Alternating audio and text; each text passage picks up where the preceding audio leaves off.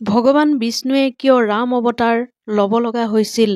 প্ৰথম প্ৰসংগটো হ'ল জয় বিজয়ক সনকাদি মুনিয়ে দিয়া অভিশাপ। এবাৰ সনকাদি মুনিয়ে ভগৱান বিষ্ণুৰ দৰ্শন লাভ কৰিবৰ কাৰণে বৈকুণ্ঠলৈ আহিল। সেই সময়ত বৈকুণ্ঠৰ দুৱাৰপাল আছিল জয় আৰু বিজয়। যেতিয়া মুনিয়ে দুৱাৰ পাৰ হৈ যাবলৈ খুজিলে, তেতিয়া জয় আৰু বিজয়ে তেওঁৰ ৰাস্তা আগুচি ধৰিলে। ক্ৰোধিত হৈ সনকাদি মুনিয়ে ৩টা জন্মলৈ তহঁতে ৰাক্ষস ৰূপে জন্ম লাভ কৰিবি বুলি অভিশাপ দিলে। জয় আৰু বিজয়ে ক্ষমা বিচৰাত সনকাদি মুনিয়ে ক'লে যে ৩ও জনমত তোমালোকক কেৱল শ্ৰী হৰিয়েহে উদ্ধাৰ কৰিব পাৰিব। এনেদৰে ৩টা জনমৰ পিছত তোমালোকে মোক্ষ প্ৰাপ্তি কৰিবা। প্ৰথম জনমত জয় বিজয়ে হিৰণ্যকশিপুৰ আৰু হিৰণ্যাক্ষ ৰূপত জন্ম ল'লে। ভগৱান বিষ্ণুৱে বৰাহ অৱতাৰৰ ৰূপত হিৰণ্যাক্ষক বধ কৰিলে আৰু নৰসিংহ অৱতাৰৰ ৰূপত হিৰণ্যকশিপুৰক বধ কৰিলে।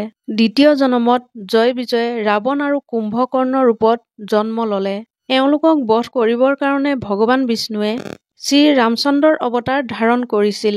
তৃতীয় জনমত জয় বিজয়ে শিশুপাল আৰু দণ্ডবক্ৰ ৰূপত জন্ম লাভ কৰিছিল আৰু এই জন্মত ভগৱান শ্ৰীকৃষ্ণই এওঁলোকক বধ কৰিলে। দ্বিতীয় প্ৰসংগটো হ'ল মনু আৰু শতৰূপাক ভগৱান বিষ্ণুৰ বৰদান। মনু আৰু তেওঁৰ পত্নী শতৰূপাৰ পৰাই মনুষ্যৰ জন্ম হ'ল।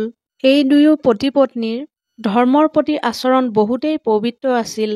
বৃদ্ধকালত মনুৱে নিজৰ পুত্ৰ সন্তানক ৰাজসিংহাসন প্ৰদান কৰি বনবাসলৈ ৰাওনা হ'ল। বনলৈ গৈ মনু আৰু শতৰূপাই ভগৱান বিষ্ণুক প্ৰসন্ন কৰিবৰ কাৰণে তপস্যা কৰিলে। প্ৰসন্ন হৈ ভগৱান বিষ্ণুৱে তেওঁলোকৰ সন্মুখত প্ৰকট হ'ল আৰু বৰদান বিচাৰিবলৈ ক'লে। মনু আৰু শতৰূপাই শ্ৰীবিষ্ণুক ক'লে যে হে প্ৰভু, আমি আপোনাৰ সমানেই এটি পুত্ৰ সন্তানৰ ইচ্ছা কৰিছোঁ।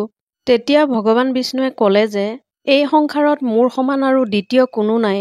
সেইবাবে তোমালোকৰ ইচ্ছা পূৰণ কৰিবৰ কাৰণে মই স্বয়ং তোমালোকৰ পুত্ৰ ৰূপত জন্মগ্ৰহণ কৰিম। কিছু বছৰৰ পিছত আপুনি অযোধ্যা ৰজা দশৰথৰ ৰূপত জন্ম ল'ব আৰু সেই সময়তে মই আপোনাৰ পুত্ৰ ৰূপে জন্ম লৈ আপোনাৰ ইচ্ছা পূৰণ কৰিম।